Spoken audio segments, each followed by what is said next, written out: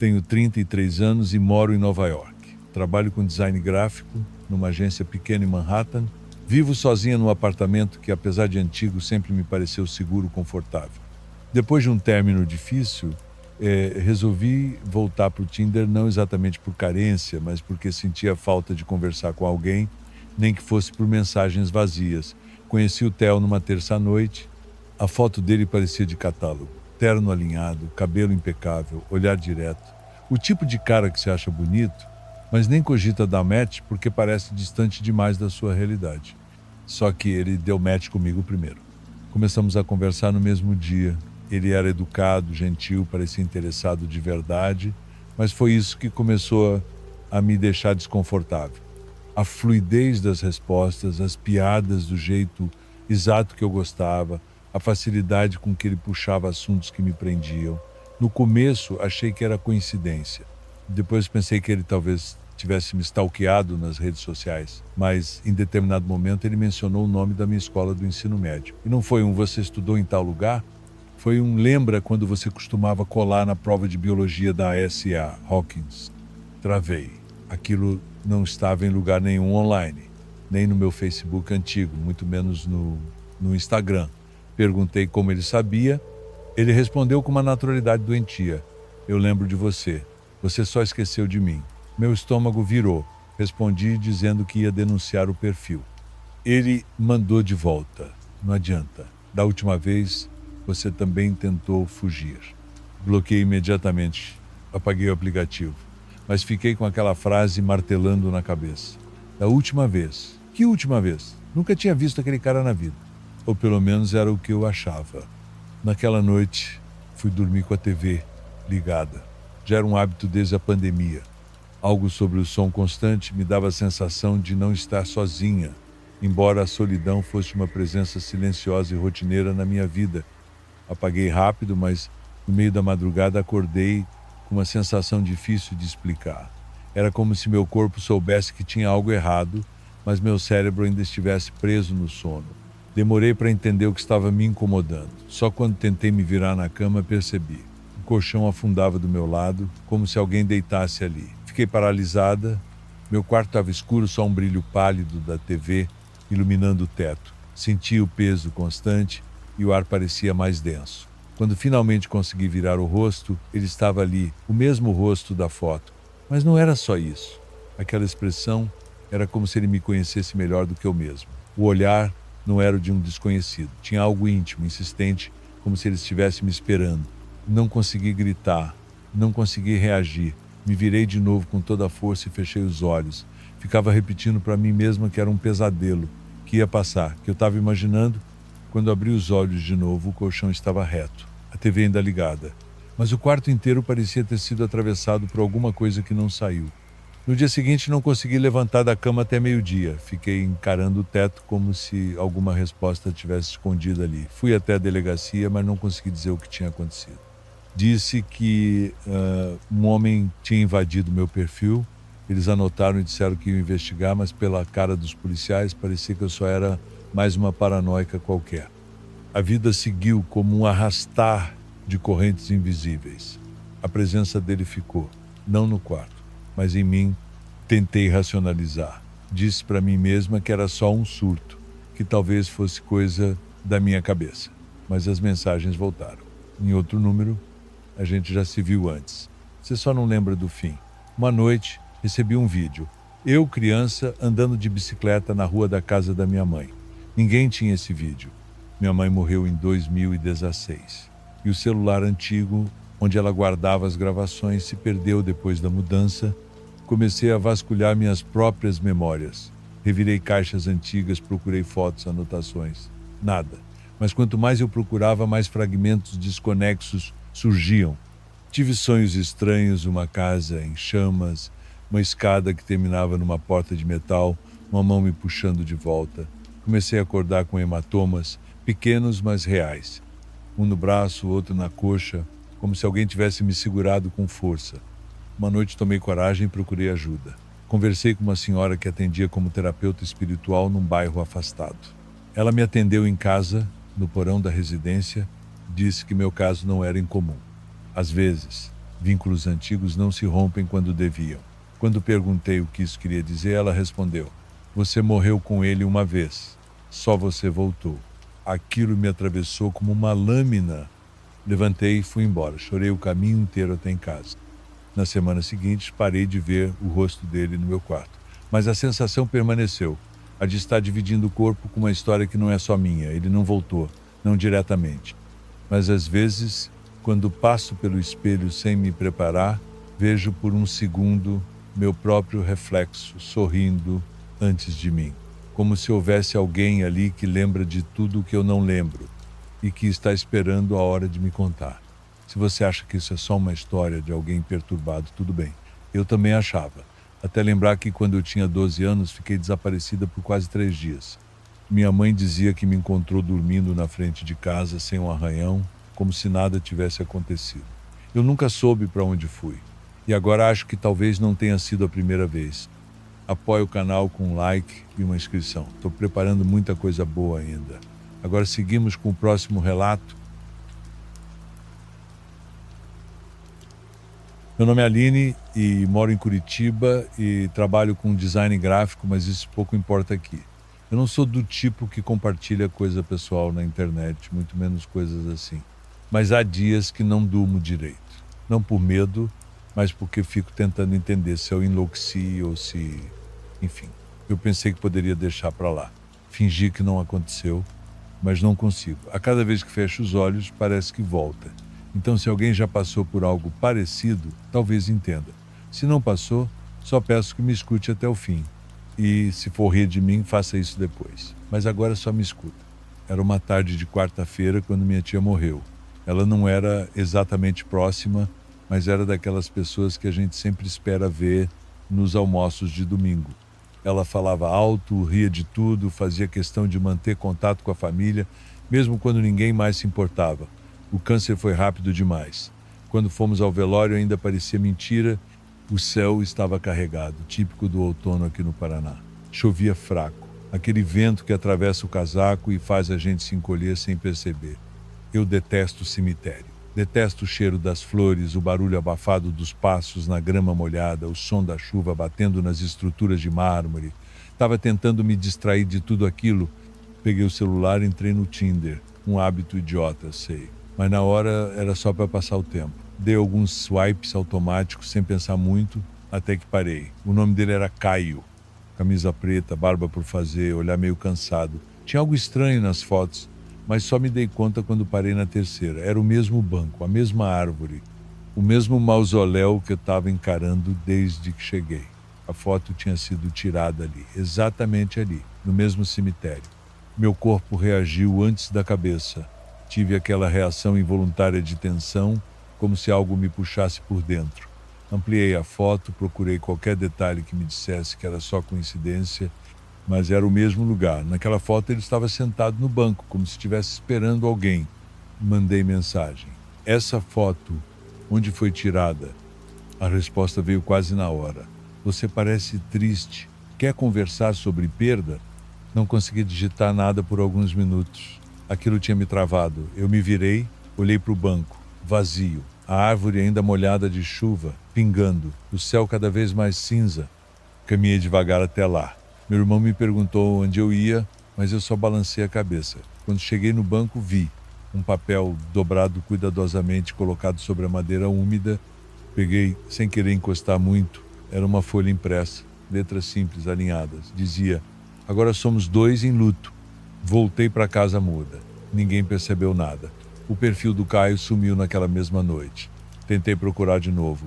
Nada. Nenhuma pista, nenhuma conta no Instagram, nenhuma conexão com as redes.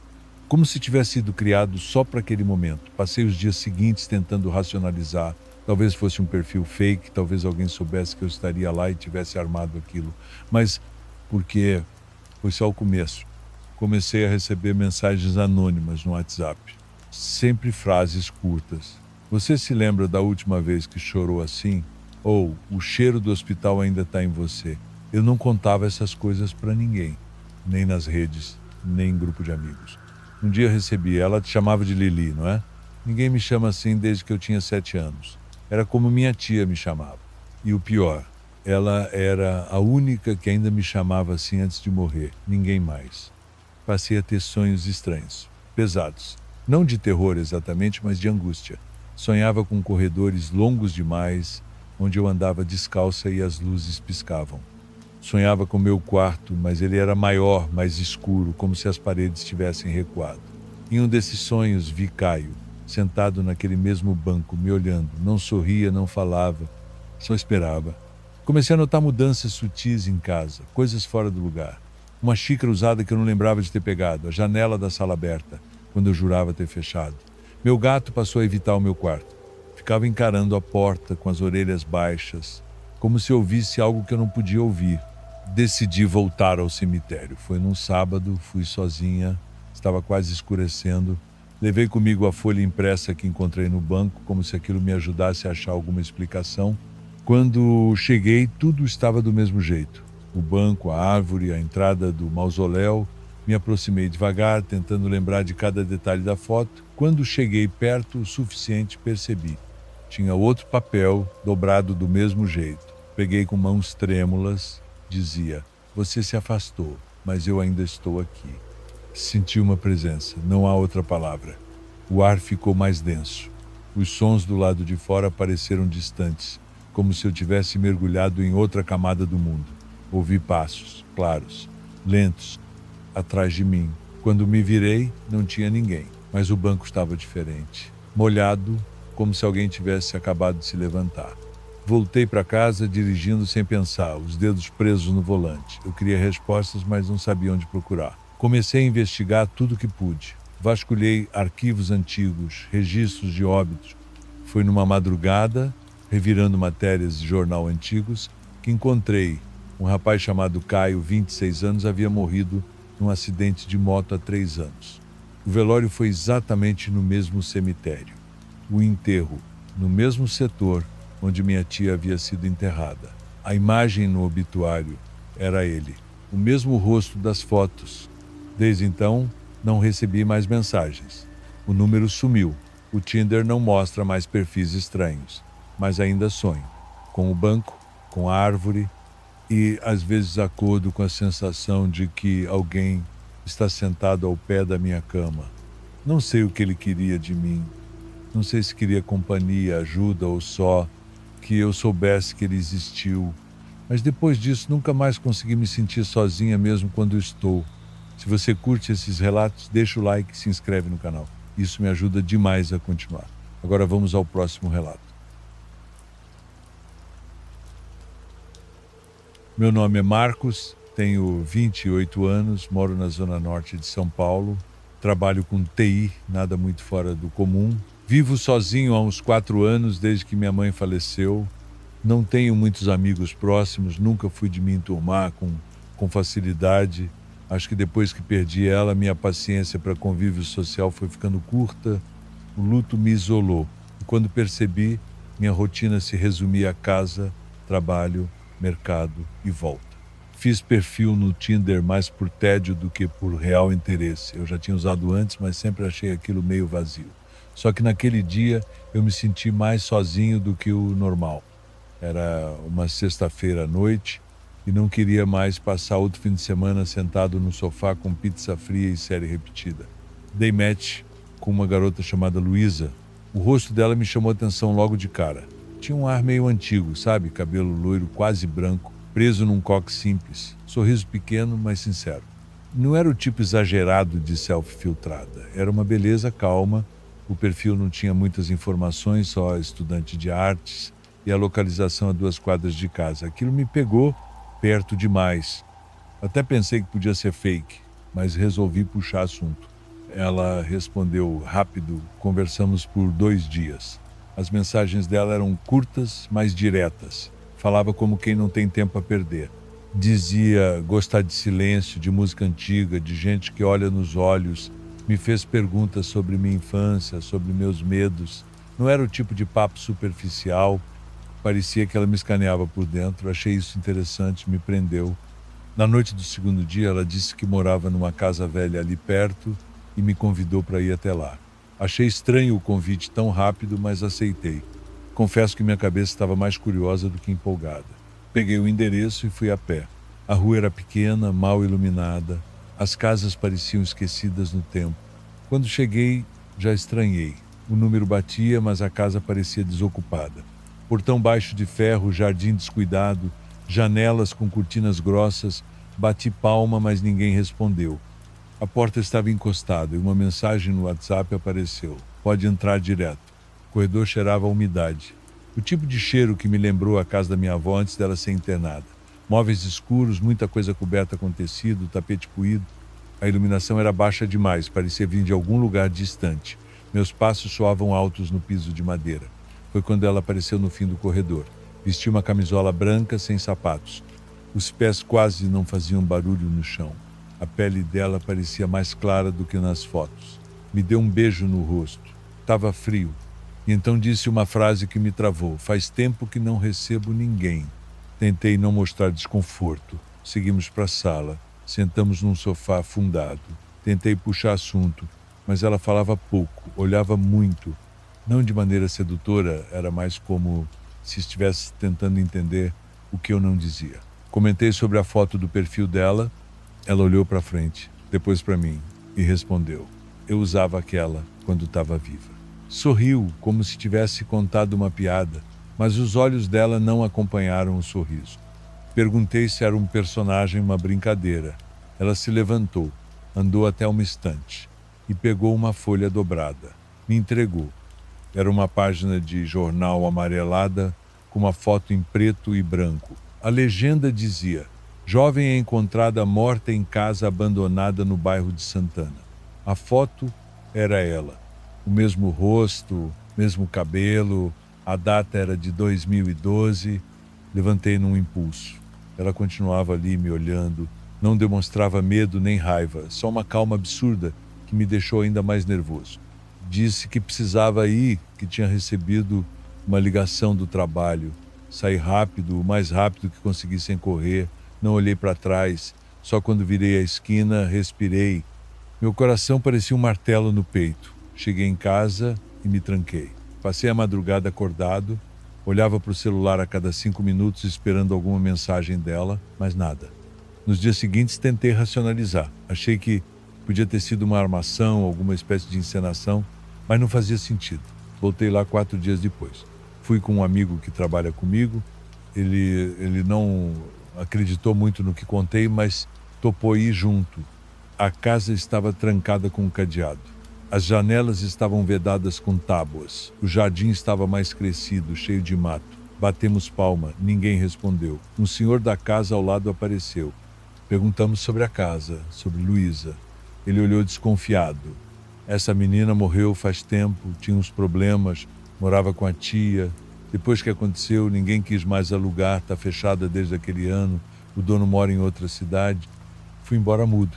À noite, abri o Tinder.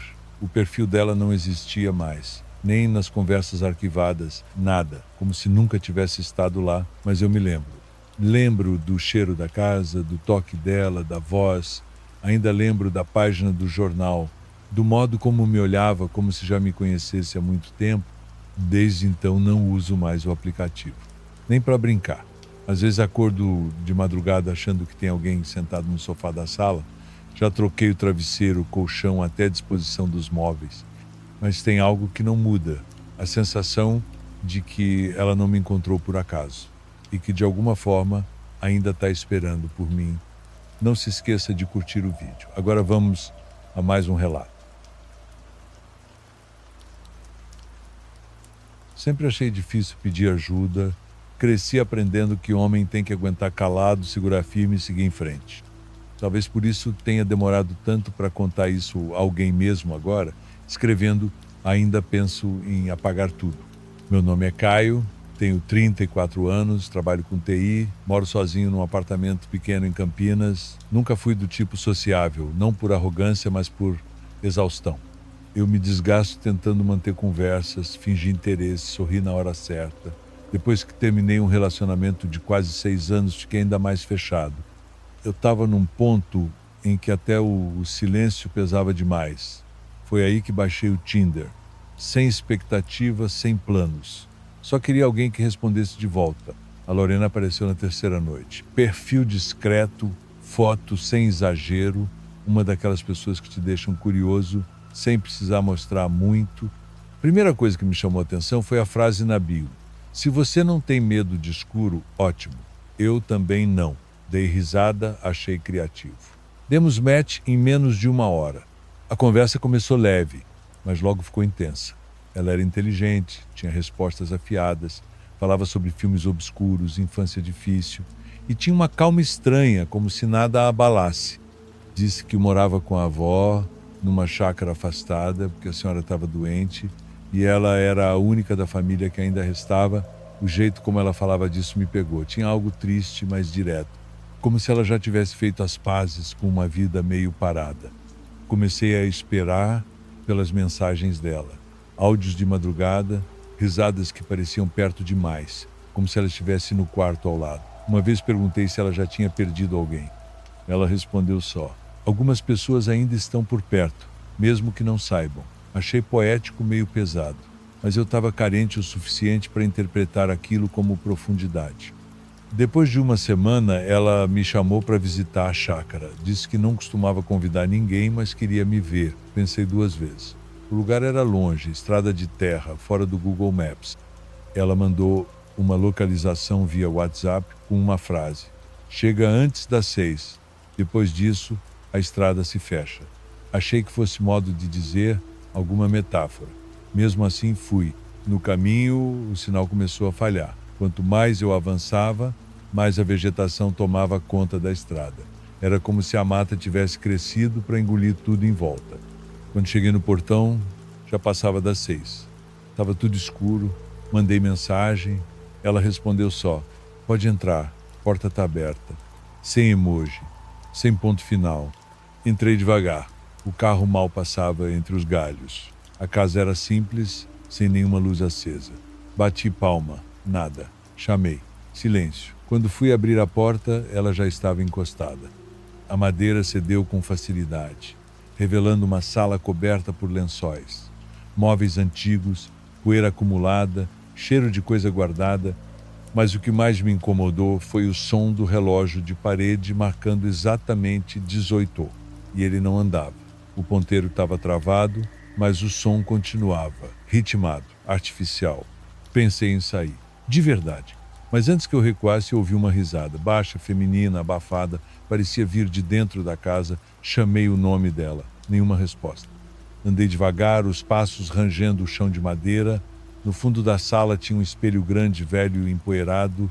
Me aproximei por impulso, talvez esperando ver alguém atrás de mim. E vi.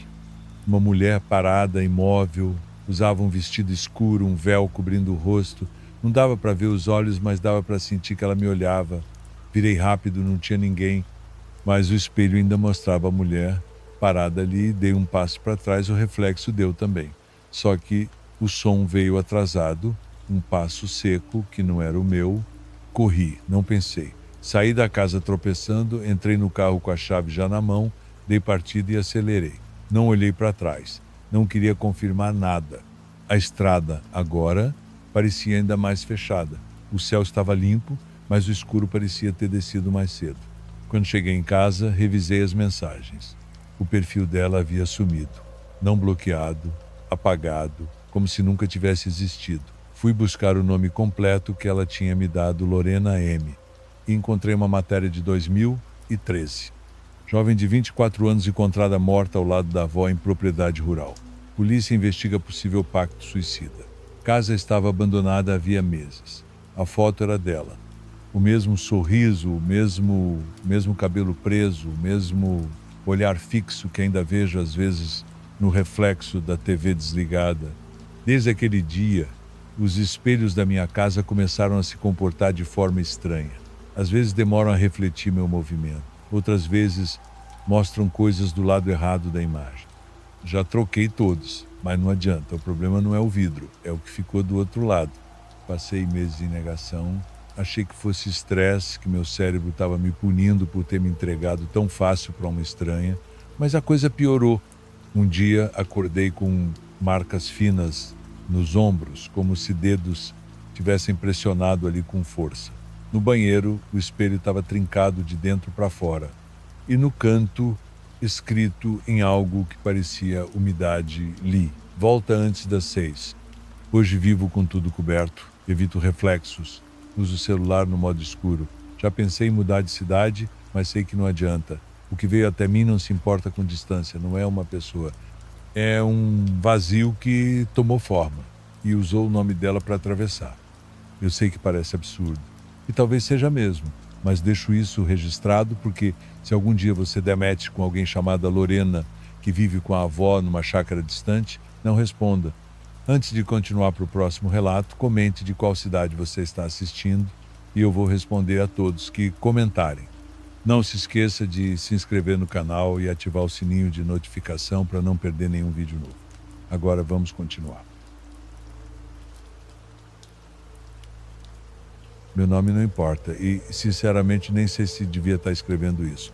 Mas tem noites em que eu acordo com aquela sensação no peito de que, se eu não contar, algo vai continuar me seguindo.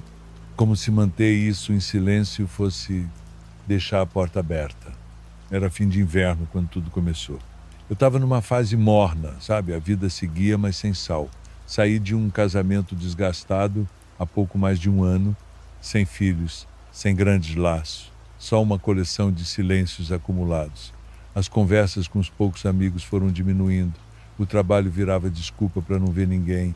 As redes sociais se tornaram vitrine de uma versão minha que já não existia. E numa dessas noites, em que o mundo parece feito só de paredes, baixei o Tinder. Não esperava muito. Deslizar fotos, puxar assunto, apagar o app no dia seguinte. Mas aí veio o perfil da Isa. Cabelo preso com uma caneta, sorriso enviesado, fotos na varanda com livros abertos e xícaras de chá, nada apelativo, nada montado demais, me chamou a atenção. A primeira frase dela foi: você parece estar tentando parecer calmo demais. E eu ri, era verdade. Conversamos por 2 dias direto. Ela era irônica, mas atenciosa. Nunca apressava nada. Me perguntava muito, mas sem parecer invasiva. Quando falei da minha ex-mulher, ela perguntou: o que você deixou de ser por causa dela? Aquilo me pegou, ninguém pergunta isso. A gente começou a trocar áudios e era como se ela já me conhecesse de outros tempos. Isa dizia que morava numa casa simples na serra, que cuidava de uma tia reclusa, quase cega. Contava as histórias da infância como se tivesse vivido tudo em câmera lenta. Me encantava. Demorou um mês até ela me convidar para visitá-la. A estrada era longa, quase 3 horas, subindo o morro. Disse que não tinha sinal por lá, então pediu que eu saísse cedo. Chega antes do fim da tarde, depois a neblina toma conta. Achei meio dramático, mas era a Isa. Sempre poética, sem exagero. A estrada era pior do que imaginei. De terra batida, mal sinalizada. Eu quase voltei quando vi uma árvore caída meio atravessada no caminho. Mas desci, arrastei e insisti. Quando cheguei, o sol já começava a sumir atrás das montanhas. A casa era menor do que pensei, madeira escura, sem pintura, janelas cobertas por panos. Mas havia algo na forma como ela me esperava, na varanda, imóvel, mãos cruzadas, que me fez ficar. Isa parecia diferente pessoalmente. Não menos bonita, mas apagada. O olhar mais fixo, a voz mais baixa. A casa cheirava a umidade e velas. Disse que era por causa da tia que dormia cedo e odiava a luz elétrica. Não vi ninguém, nem ouvi. Só um quarto fechado no fim do corredor, com tranca por fora. Ela me ofereceu chá. Eu aceitei. Tentamos conversar como antes, mas havia pausas longas, como se cada frase dela esperasse que eu dissesse algo que não entendia. À noite, ela me mostrou o quarto onde eu dormiria. Era simples, com uma janela que dava para a mata. O colchão tinha um afundamento no meio, como se alguém tivesse dormido ali por tempo demais. Quando perguntei se era de um hóspede anterior, ela riu e disse que eu fazia perguntas engraçadas. Tentei dormir. Acordei com um som vindo do corredor. Algo como um arrastar lento, ritmado. Mas Isa tinha dito que a tia era praticamente imóvel. Me levantei, fui até a porta. O som parou. Olhei pelo buraco da fechadura, não vi nada, mas juro por tudo, havia um calor estranho do outro lado, como se alguém respirasse encostado ali. Voltei para a cama. Acordei com o dia ainda nascendo. Isa preparava café. A voz dela parecia mais firme, quase animada. Disse que a tia tinha ido passar uns dias com uma parente. Eu perguntei por que ela não tinha dito antes. Ela apenas respondeu: achei que você ia embora se soubesse que estaríamos só nós dois. Depois do café, pedi para dar uma volta ao redor da casa. Ela deixou, mas pediu que eu não entrasse no galpão nos fundos. Coisas do passado, disse. Dei meia volta, mas à noite, quando ela dormiu, fui até lá. A porta estava trancada, mas com uma leve força. Cedeu. Lá dentro, encontrei fotos antigas penduradas em barbantes, todas desbotadas. Mas em todas, a mesma mulher. Cabelos presos com uma caneta, mesma roupa, em épocas diferentes. Décadas. Sempre ela. Às vezes com roupas dos anos 50, às vezes de antes. Em uma delas segurava um bebê. E aquele bebê era eu. Não sei como explicar. Eu fiquei parado ali por muito tempo, tentando encontrar alguma lógica. Havia jornais antigos, um deles tinha a mesma casa na foto. A manchete falava de uma mulher acusada de atrair homens pela região que depois desapareciam. Corpo nunca encontrado. A data, 1971. Voltei devagar para casa. Isa estava sentada na beira da minha cama, como se me esperasse. Me olhou como se já soubesse o que eu tinha visto. Não disse nada. Só levantou, caminhou em direção ao corredor. A porta do quarto trancado estava entreaberta. Pela primeira vez ouvi um som vindo de dentro. Um choro, mas grave, seco, abafado. Me aproximei devagar. Isa colocou a mão no meu ombro e disse: agora você entende, né? Fui embora no fim daquela manhã. Ela não me impediu. Só ficou me olhando até o carro sumir na estrada. O perfil dela desapareceu no mesmo dia. Apaguei o app, troquei de número, tentei contar para 2 amigos próximos. Um me ouviu, o outro só me olhou com pena. Ninguém acredita. Mas ainda hoje recebo mensagens de números desconhecidos. Frases curtas, áudios vazios. Às vezes só um emoji, uma xícara de chá.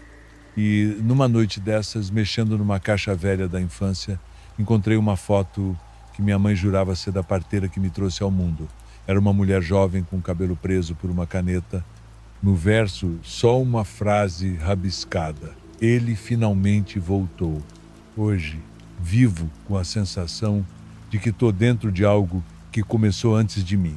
Como se eu tivesse sido puxado de volta para uma história que nunca deixei de fazer parte. E o mais assustador é que às vezes eu sinto saudade. Como se de algum modo aquela casa ainda me chamasse pelo nome. Finalizamos mais um vídeo.